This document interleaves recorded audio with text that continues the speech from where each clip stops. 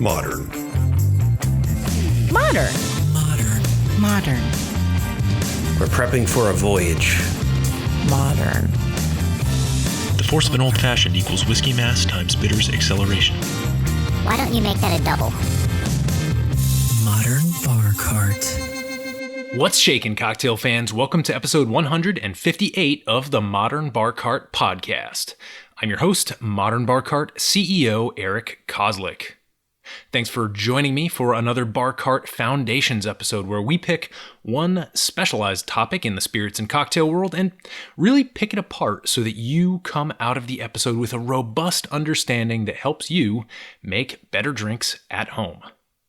This time around, we're going to take a look at a really interesting question that was posed to me by my friend and friend of the pod, Charlie Birkinshaw of Element Shrub. Of course, you can purchase his amazing product on our e-commerce store and check out some of the other interviews we've done with him on this podcast. But one of the things I really enjoy about Charlie is he's always pushing the envelope a little bit, trying to understand things from a really essential level. How does this flavor work with that flavor? Why does this spirit play well with mixer A but not mixer B? This is one of many reasons why we get along so well. Here's the question he posed to me. Hey, Charlie, what's going on, man? Hey, I'm doing well. How are you? Not too bad. You know, Corona times and all. Yeah. Hey, I had a question for you. Okay. So I have been, it's really hot, right? Like summer. It's been like uncomfortably warm lately. And I have been craving like refreshing drinks, right?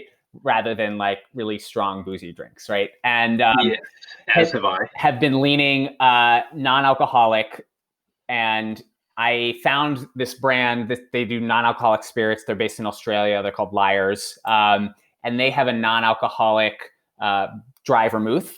And so I was mixing that.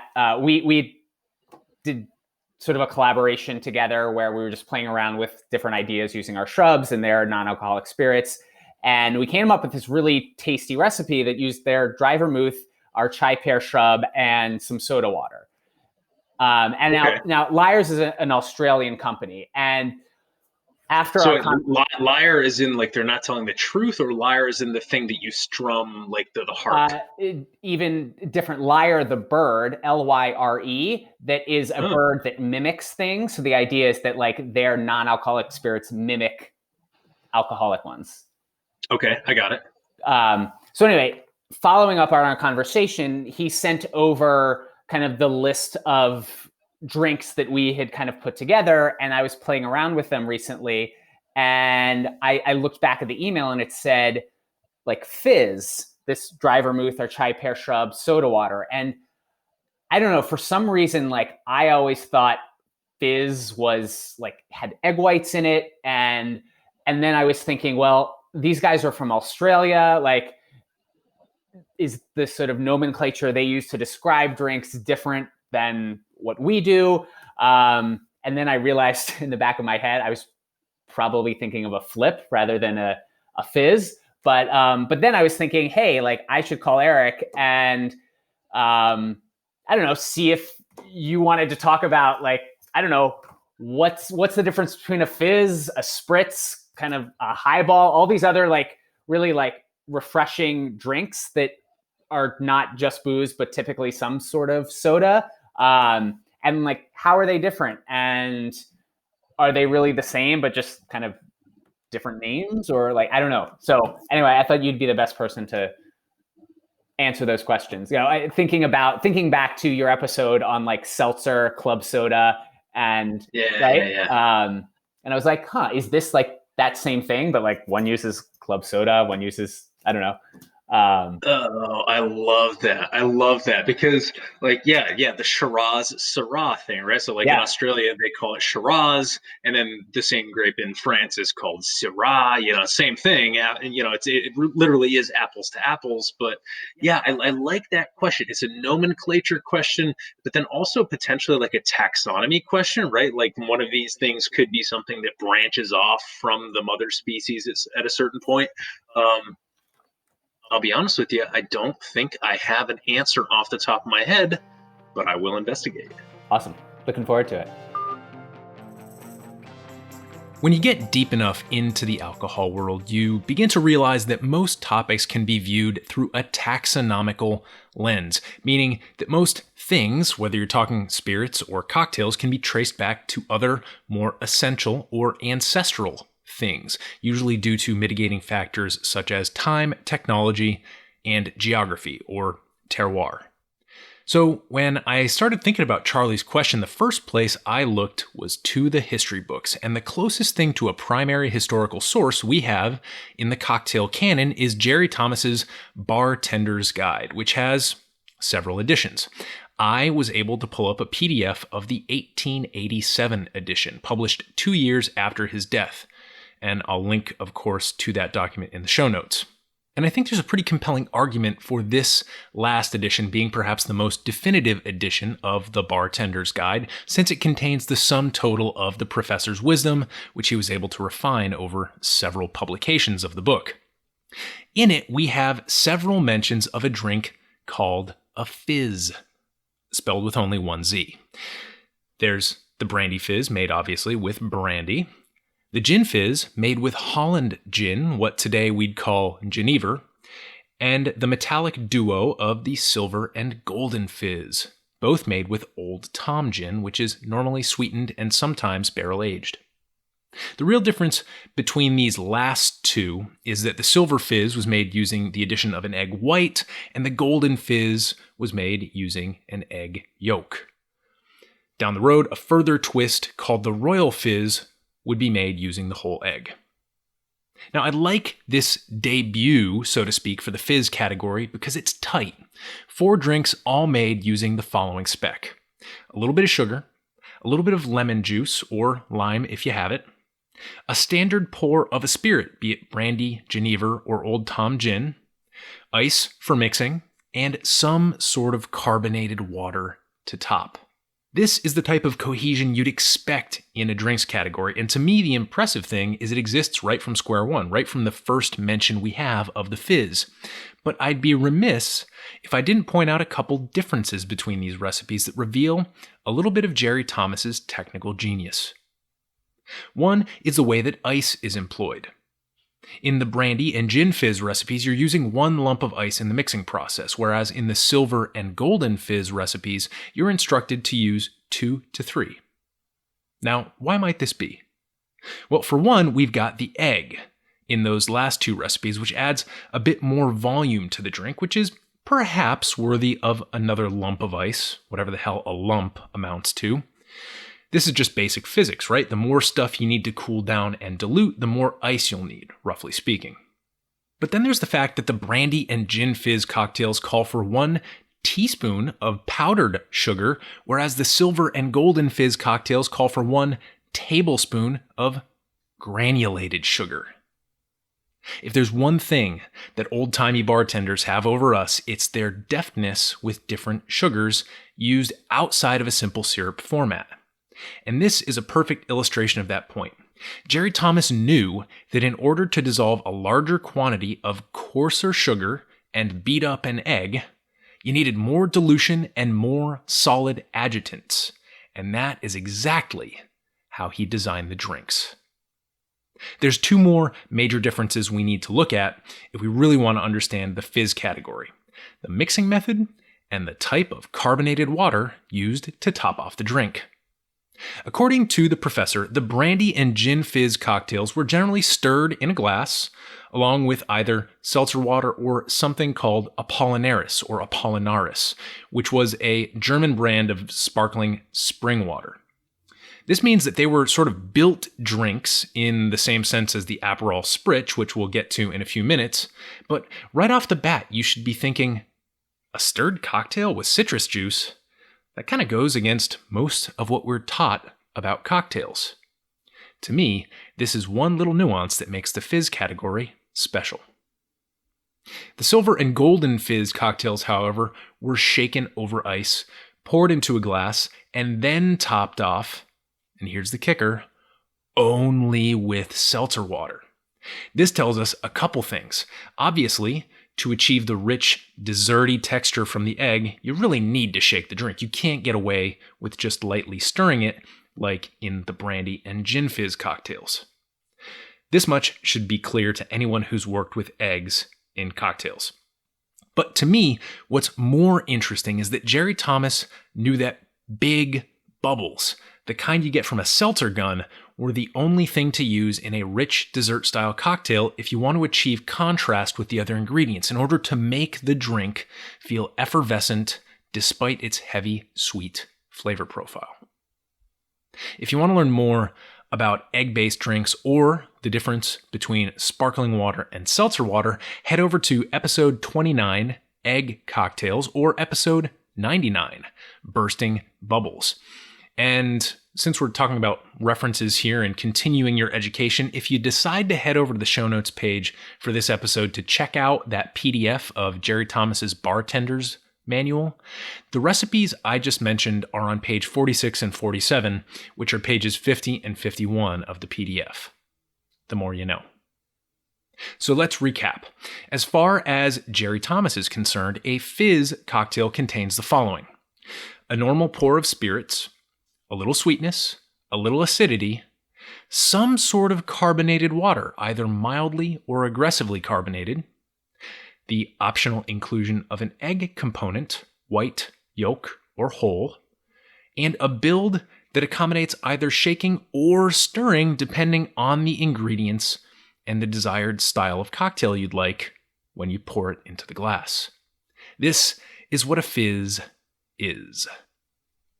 Now, of course, I'd be remiss if I moved on without mentioning what's probably the most iconic fizz cocktail in the book, the Ramos Gin Fizz, invented by Henry C. Ramos of the Imperial Cabinet Bar in New Orleans in 1888, 1 year after the final publication of the professor's Bartender's Manual.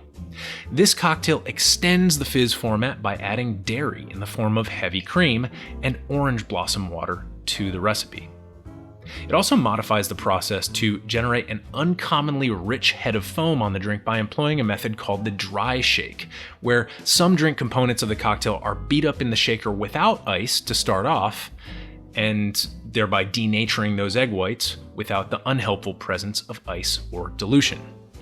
To make the Ramos Gin Fizz, you'll need 2 ounces of gin, 1/2 ounce of lemon juice, 1/2 ounce lime juice, a 1/2 ounce of simple syrup, 3 dashes of orange flower water, 1 ounce heavy cream, 1 egg white, and 2 ounces of soda water. You're going to want to combine all these ingredients except soda water in a cocktail shaker with no ice. Remember, this is the dry shake. And make sure you really maintain the seal with your hands, because otherwise you're going to be wearing most of the drink. So, give that a good solid dry shake for at least 15 to 20 seconds, or until you hear and feel the consistency of the drink begin to change in the shaker. At this point, you can add your ice and shake for a further 15 to 20 seconds before straining into a highball glass, topping with your soda water, garnishing optionally with half an orange wheel, and enjoying through a straw. To me, the Ramos Gin Fizz is the apotheosis, the high watermark of the fizz family. It attains a level of decadence hinted at by Jerry Thomas's silver and golden fizz cocktails, while still fitting comfortably within a category that started with a little booze, a little sugar, a little citrus, and some bubbles. So, now that we're comfortable with the fizz category, you know what I say? Let's get spritzy. And of course, the first cocktail that comes to mind when we say spritz is the mighty Aperol variant. It's everywhere, it's delicious, and so why wouldn't the Aperol spritz be the first thing we think of when the word is uttered? It's a weird thing to say, but the spritz, in my opinion, is both older and younger than the fizz. Or maybe to say it another way, the origins of the spritz are older, but it didn't reach its height of popularity or development until fizzes were old news. In German, the word spritz means a dash or a splash, usually of water. This became a popular beverage ordering term during the occupation of northern Italy at the height of the Austro-Hungarian Empire during the early 19th century. See, The German-speaking occupiers were used to light, sessionable wines grown from thin-skinned grapes in colder climates, not the higher-octane, more tannic wines popular on the peninsula south of the Alps. So when the Austrian soldiers would sit down at a cafe in Milan or Venice, for example, they might very well order a glass of the native wine, but they'd request a spritz of water, either flat or sparkling, to help it fit their native palates. To me, this version of the spritz really can't be considered a cocktail. It's just wine and water. And I hate to break it to you folks, but wine's already mostly water. For my money, the spritz doesn't achieve its true power until the mid-20th century, several decades after the birth of Aperol, the popular Italian aperitif sporting notes of sweet and bitter orange. Modeled somewhat after French aperitifs like Dubonnet, Aperol was a natural fit for bubbles, both winey and watery, which help cut through the bitterness and sweetness to lift the flavor profile. And to be fair, people were spritzing other aperitifs long before the Aperol Spritz came along, but the Aperol Spritz just seems to have done it better. For my money, the best recipe for an Aperol Spritz, and there are a lot of them out there, is as follows. It's a 3 to 2 to 1 ratio. Very easy to remember, counting down 3 ounces of Prosecco, which is a dry, white, sparkling wine from Italy, 2 ounces of Aperol, and then 1 ounce of club soda or seltzer water. What you're going to do is you're going to fill up a stemmed wine glass halfway with ice, add the ingredients in descending order of volume. So first the Prosecco, then the Aperol, and then the soda, and then give a gentle stir to combine and garnish with half an orange slice. To me, the Aperol Spritz is a cocktail because it's more than just wine with water, or wine with bubble water, or even an aperitif with bubble water. The combined ABV of the Aperol and the Prosecco is more potent than anything you'd find in the early 19th century when those Austro-Hungarian soldiers were spritzing their wine, and you have this delicate balance of sweetness, bitterness, and acidity going on that you wouldn't find in just a sparkling aperitif beverage. So, using the Aperol Spritz as the model for what the Spritz should be as a cocktail category, the defining characteristics are light booziness, either from a robust aperitif or a combination of a light aperitif and a wine or fortified wine. Remember, we can't leave vermouth out of the equation here. Sweetness, again, from the aperitif and any wine-based modifiers. So what we see here is that ingredients in the Spritz are pulling double duty, whereas most of the ingredients in the Fizz cocktail are kind of lending their own qualities to the drink. And then finally, bubbles. Can't have a Spritz without bubbles, and these can be from carbonated water and or from sparkling wine. You never see sparkling wine in the Fizz category. And if we place this definition of the Spritz alongside our definition of the Fizz, the main differences appear to be that 1, Spritzes don't contain citruses. If there's acidity, it comes primarily from wine. 2, Spritzes generally have a bitter component, which is not the case in the Fizz category. And 3, Spritzes are generally built and stirred over ice gently, kind of like the brandy and gin fizz, but very unlike the silver, golden, or Ramos Gin Fizz, which are all shaken. And this is where I think people get a little confused between the Spritz and the Fizz category. They're both light and refreshing, albeit for slightly different reasons. They both have some component to offset the sweetness of the drink, right? For Fizzes, that's acidity and sometimes texture from an egg component. And for Spritzes, it's bitterness and the heavy influence of bubbles, sometimes even from 2 sources. Now, is there some overlap in this Venn diagram? Yeah, maybe a tiny sliver. For example, if you made a cocktail that contained something like limoncello, a half measure of gin or vodka, and sparkling water served over ice and garnished with a squeezed orange slice, you could sort of kind of make the argument that it's either a lightly acidic Fizz or a Spritz that's suffering from a lack of bitterness. But really, that's about as close as these 2 categories come to overlapping. They're gazing at one another as though through a pane of glass, able to communicate, but never able to touch.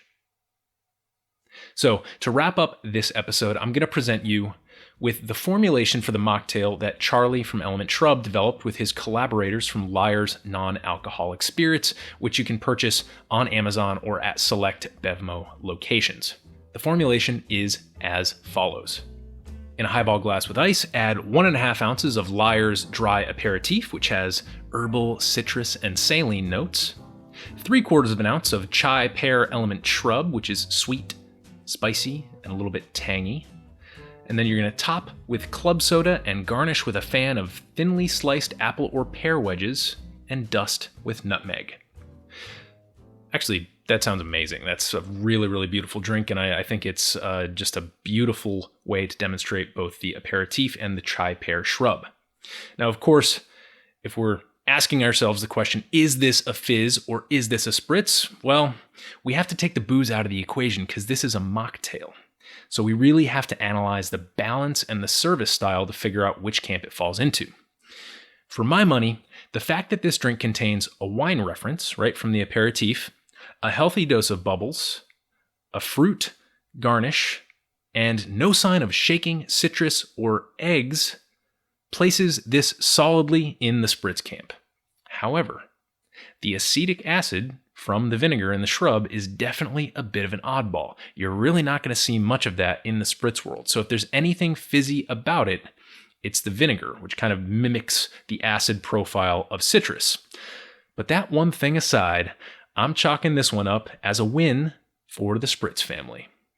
So Charlie, the team at Lyre's, I hope this was at least a little useful to you as you consider where your various creations can fit into these two bright, bubbly cocktail categories. And for all you listening out there, I hope you can return to this episode if you ever need a little refresher on what makes these two styles both separate and, for the most part, distinct. I'm Modern Bar Cart CEO Eric Kozlik, wishing you happy mixing no matter where your bubbles come from or whether you prefer your cocktails tangy or bitter. I'll catch you next time right here on the Modern Bar Cart podcast. Cheers.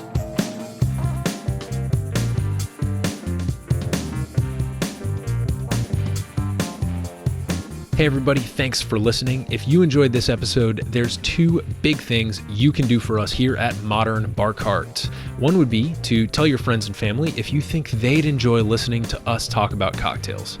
And if they don't download podcasts, they can always stream our episodes on their desktop directly from the show notes page at modernbarcart.com. The other thing you can do to help would be to head on over to iTunes or wherever you download your podcasts and leave us a review. 5 stars are great, but we're more interested in your feedback. And the beauty is, the more reviews we have, the easier it will be for other folks out there to learn about our show. We're trying to start a cocktail revolution here, and by spreading the word, you're helping us fight the good fight. You can always reach us by emailing podcast@modernbarcart.com if you're looking for cocktail or bartending advice, or if you're a pro who would like to pull up a mic and be interviewed for all to hear. Also, definitely follow us on Instagram and Facebook at Modern Bar Cart for cocktail porn, recipes, and entertaining tips. And keep an eye out for new product releases and special offers, which are happening all the time. We love our listeners, and we really enjoy giving you exclusive discounts and sneak peeks at our latest and greatest cocktail projects. This episode may be over, but for you, the mixological fun and adventures are just beginning. So remember, folks, drink responsibly and experiment boldly.